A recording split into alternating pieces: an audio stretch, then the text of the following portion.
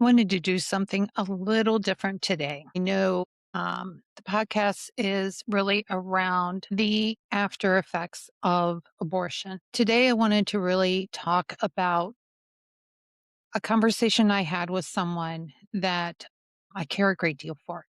It was a conversation that I felt was coming intuitively, felt was coming when I met this person. I guess it's been about a couple months ago now. I felt something was deeply traumatic for her. Just seeing how she reacted to conversations, a lot of I'm sorry's. There was just some clues there. And the more I talked with her about things, just general things, the more hits intuitively I got that there was something really going on for her and she needed support from someone who's been there. So anyway, this morning, I started out my morning, very surprising to me, with a conversation with her asking for some time.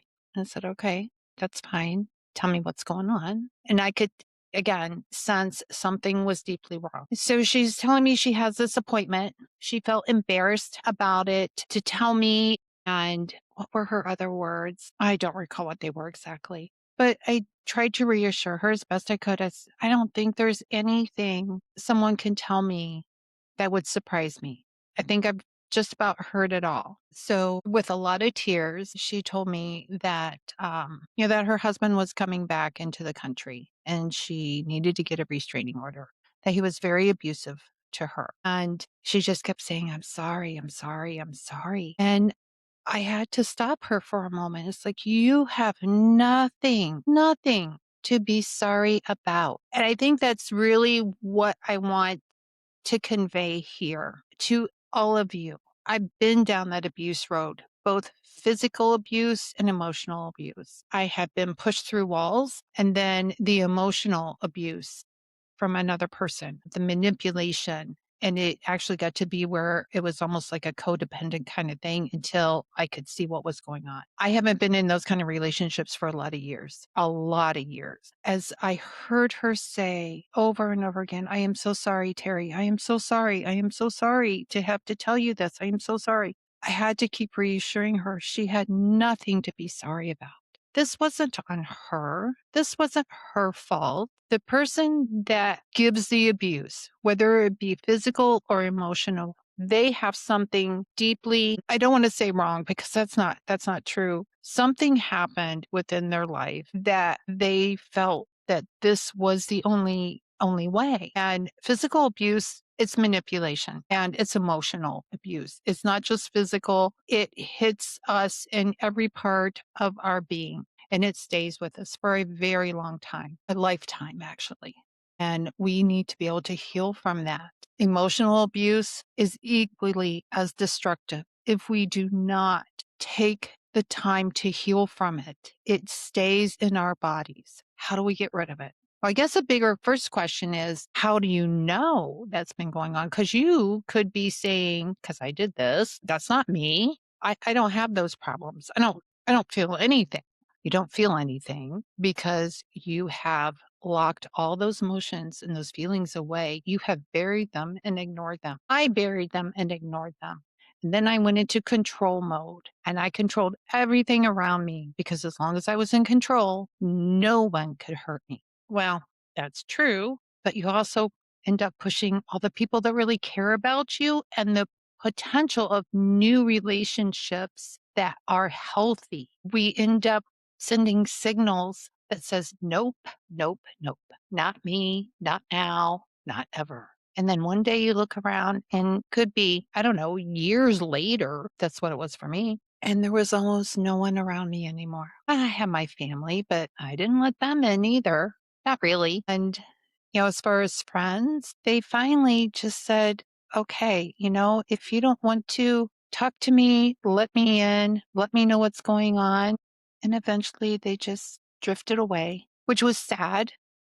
As I look at it years later, I didn't realize that was what was happening. I didn't realize that's what I was doing. I didn't realize those were the signals I was sending out to everyone around me, pretty much pushing everyone away. That's a tough pill to swallow, or it was for me. That is probably a pretty good signal for you that you might be doing the same thing. Numbing. I mean, we numb ourselves to feelings, especially the uncomfortable ones. You just don't want to go down that path again. It is too painful. It is too hard. You don't want to repeat the past. And I get that. Do I get that? But not everyone is like that. How do you know if they're like that or they're not like that? As you are around people and you start to get to know them a little bit, your body can sense what type of person they are. I truly believe that. I can give you a couple of examples that come to mind very, very quickly. I used to work with this lady. She was so nice. She was just such a sweetie. And she was married, and she came into work as early, or if not earlier, than I did. And I would get to work about 6:30 in the morning to avoid traffic. And her husband was a truck driver for a company that we use quite frequently. So he would be hanging around the office talking with her and things like that. And she sat, I think, like one or two desks in front of me. But whenever he was around, and this was way before I had any idea about intuition or human design or how that I was a 2/4 emotional projector, all of those things, or even that I was highly intuitive, he would come around. And it was usually in the mornings when really no one was there. Like I said, it was her, I, and him. When he was around, I felt so unsafe, so uncomfortable that I had to get up and work in a different area or walk around until he left. And then I would go back to my desk and then things felt okay. Years later, truly, I was not surprised. I found out he was physically abusive to her. And that's probably the strongest memory I have of meeting someone and saying, I can't be around you. I cannot be around you. And there was another time where I was dating this guy, and every part of my body said, no, not him. I didn't listen. While he was not physically abusive, there was some emotional abuse going on until I could step back, I guess you could say, and see that and realize what was going on. And that took me a while because I'd already been through physical abuse. I'd already been through an abortion. So my emotional state was not healthy. But we had to part ways. I had to say enough is enough and part ways. And I remember telling him, I cannot handle the negativity that was, and I'm not crazy about this word, but it fits this particular situation. I could not handle the negativity spewing out of his mouth constantly. It was having such an effect on me to the point where I found myself starting to do that and getting down on my kids. And the way he would try and get down on my kids. And it's like, no, no, no, no. I'm not having any of this. I am not your person. So I guess really what I want to say here is if you're going through abuse, currently going through abuse, this is not your fault. And I hope that you see that. And I hope that you can say enough is enough and seek safety for you and your children, whatever that might be for you. Please, if you need support, ask your family. Ask a friend, ask someone, please, and let them know what's going on. I tried that with my ex-husband's family. Actually, I was married twice before. Both of them were abusive. And I did try and talk to both of them to let them know, hey, look, this is going on and I need some help. Neither one helped. And thinking about it right now, I really should have gone to my family, but I didn't because I didn't want them to know.